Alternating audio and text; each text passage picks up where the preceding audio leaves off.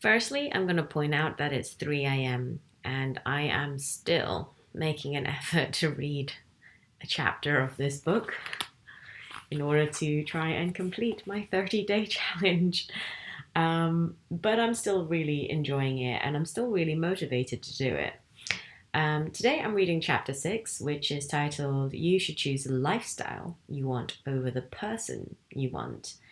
I find this really interesting and refreshing. Of course, a lot of people spend time concocting the ideal version of a partner, and I certainly have done that. I like introverts more than extroverts. I have experimented by dating both just to see if this is true or not. Um, Again, just focusing on the kind of person that I want over the lifestyle I want. Of course, people often try and find out what they have in common in terms of hobbies and interests, and try to work towards finding relationships with people who have similar lifestyles too. However, the question is whether or not people are willing to compromise the lifestyle for the person. And I think the truthful answer is that happens more often than um, we like to admit in relationships. What's good for me is that I'm embarking on this whole singledom journey. So, um, yay me, go me for focusing totally on my lifestyle right now and not really giving two tosses about the kind of person I want. So it's refreshing. Um, and another thing I find really interesting is like shortly after breaking up with my ex, two of my friends, long term friends, came out the woodworks and started testing the waters to see if I was interested in forming a relationship with them. And okay, I might add that this is just guesswork. It may not be true. And they are still good friends.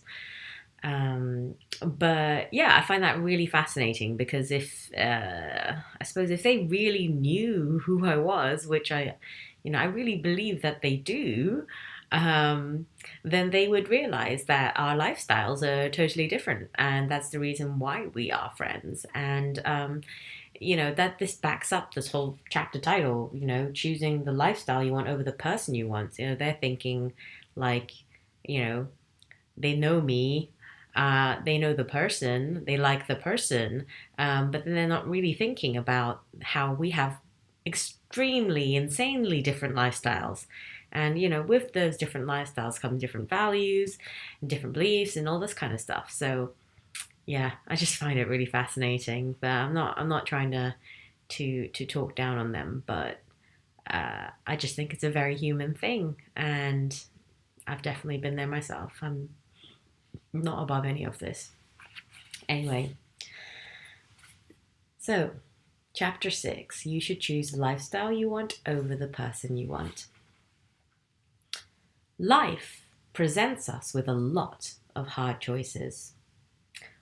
What clothing to put on in the morning, milk or cream in our coffee, who to spend the rest of our lives with, and what to do if we want completely different things out of it than they do. There are pre-designed answers to these questions, of course. High-waisted jeans. Milk is less fattening. Pick the person you want to be with, because love conquers all.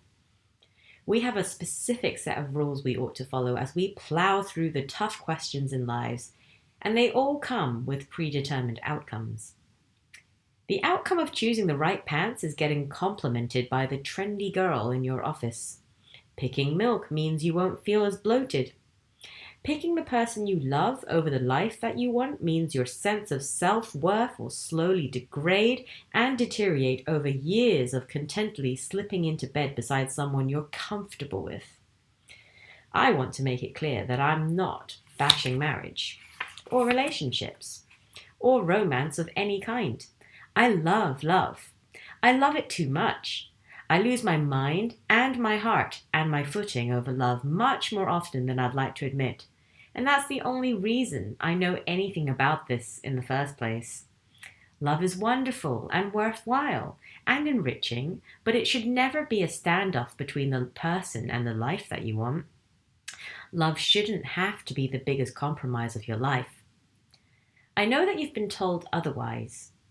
You've watched movies, read novels, heard adages from friends and relatives who perhaps have very successful relationships. Love is constant compromise. You can't have it all. And perhaps they are right. You can't have it all. But you should be able to have what matters. You should be able to be with somebody you love and also live a life that entices, invigorates, and inspires you. You should be able to pursue what you want out of this world in every fearless way you want, without running the risk of losing the person that you value most. You should be able to have, at the bare minimum, a relationship that allows for growth and exploration on part of both parties. What you have when you have a relationship that forces to whittle or water yourself down is a mismatch of values. You may have found someone you love, even someone you want to spend your life with. But if the only time you see eye to eye is when you're staring into each other's, you're signing yourself up for a lifetime of hard choices. You can make it work with someone who wants different things than you. It's been done countless times. If one wants a steady 9 to 5 and the other wants to endlessly roam the globe, you can find an in-between. One can settle down or the other can speed up, or you can find a satiated in-between where both of you are halfway to happy. But is this the life either of you really want? Is this a life you'll be happy with when you look back at it? Will you be glad that you compromised and put aside your desires for another person? If the answer is yes, then you're set. Some compromises are worth it.